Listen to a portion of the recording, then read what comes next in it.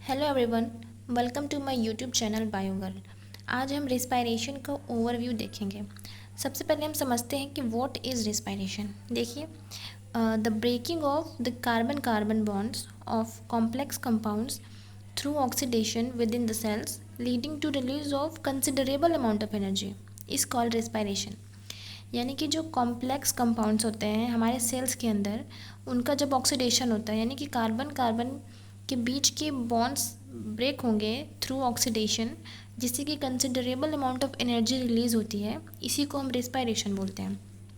ये जो energy release होती है ये एटीपी के बॉन्ड्स के फॉर्म में स्टोर होती है। ये एटीपी जिसे हम energy currency of the cell बोलते हैं। ओके, मैंने यहाँ पे कॉम्प्लेक्स कंपाउंड का यूज़ किया है। चलिए देखते हैं कि कॉम्प्लेक्स कंपाउंड मतलब क्या। इसको हम थोड़ा और डीप समझते हैं। इससे पहले मुझे आप एक सवाल का जवाब दीजिए कि क्या आप खाने के लिए जीते हैं या आप जीने के लिए खाते हैं। कमेंट सेक्शन में ज़रूर बताएं। देखिए, as we all know that food is one of the basic requirements of all living organism. Okay, और जो मेजर कंपोनेंट होता है हमारे फूड का वो कार्बोहाइड्रेट्स हैं, प्रोटीन्स हैं, फैट्स हैं। ठीक है, और ये फूड क्या करती है, हमें एनर्जी देती है। तो क्या आपने कभी सोचा कि ये एनर्जी आखिर हमें मिलती कहाँ से है। हमने फूड लिया, ठीक है, कार्बोहाइड्रेट लिया, प्रोटीन लिया, तो उससे एनर्जी हमें मिला कैसे।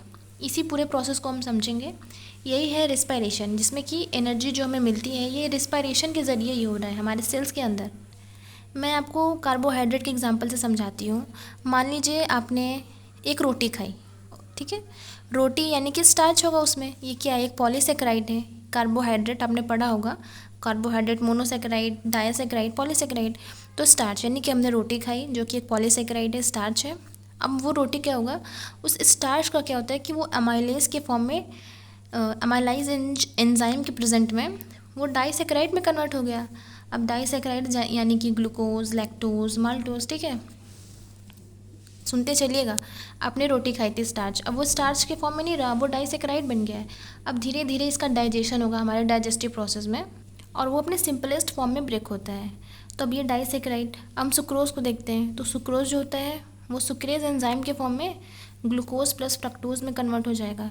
लैक्टोज की बात करें, ये भी एक हमारा एक डाइसेकेराइड है जिसे हम मिल्क शुगर बोलते हैं।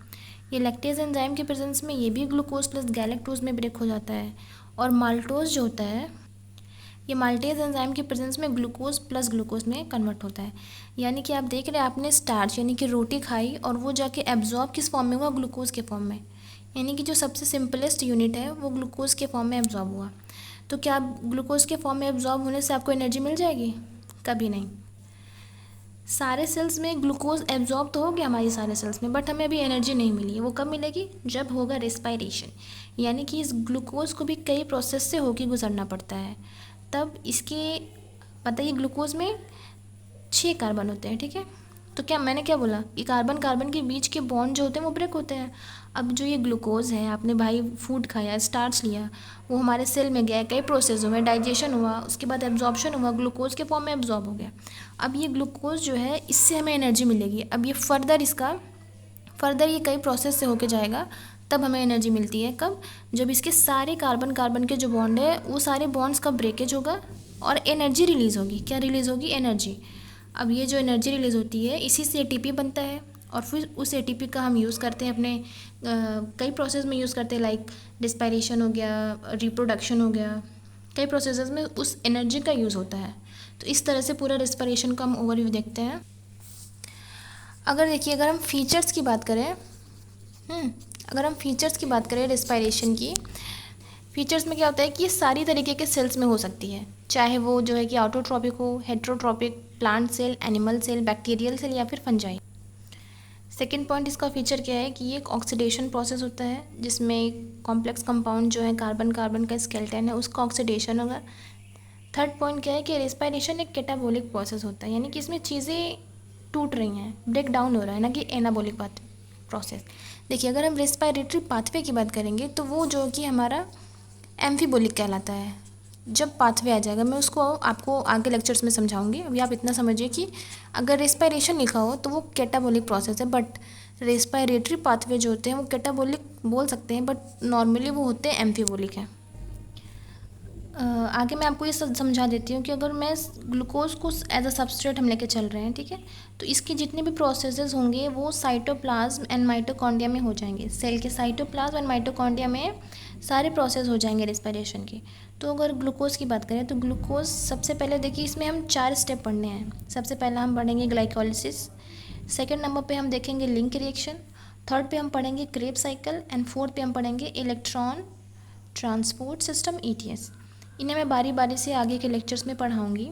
तो सबसे पहले आप एज अ ओवरव्यू समझ लीजिए कि देखिए हमने समझ लिया कि ग्लूकोज आया कहाँ से, यानी कि हमने जो हम फूड लेते हैं उसका फिर डाइजेशन होता है, देन एब्जॉर्प्शन, फिर सारे सेल्स में ग्लूकोज पहुंच गया। अब उस ग्लूकोज के बॉन्ड्स टूटेंगे तब एनर्जी हमें मिलेगी, यही रिस्पायरेशन का प्रोसेस है। तो ग्लूकोज का सबसे पहले क्या होता है, ग्लाइकोलिसिस। ये सेल के साइटोप्लाज्म में होता है। एक मॉलिक्यूल अगर ग्लूकोज का है तो उससे पायरूवेट के 2 मॉलिक्यूल्स बनते हैं। देखिए यहाँ पे 6 कार्बन थे टोटल और यहाँ पे ये 2 मॉलिक्यूल्स बन गए, एक ये 3 कार्बन का, दूसरा ये 3 कार्बन का। अब ये जो पायरूवेट होता है ये हमारा माइटोकॉन्ड्रिया है और ये जो पायरूवेट होता है ये माइटोकॉन्ड्रिया के अंदर जाएगा और इसका हो जाता है लिंक रिएक्शन।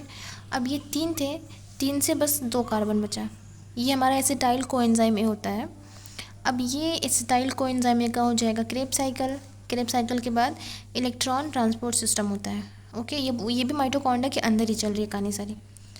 तो आगे मैं इसको और डिटेल में समझाऊंगी।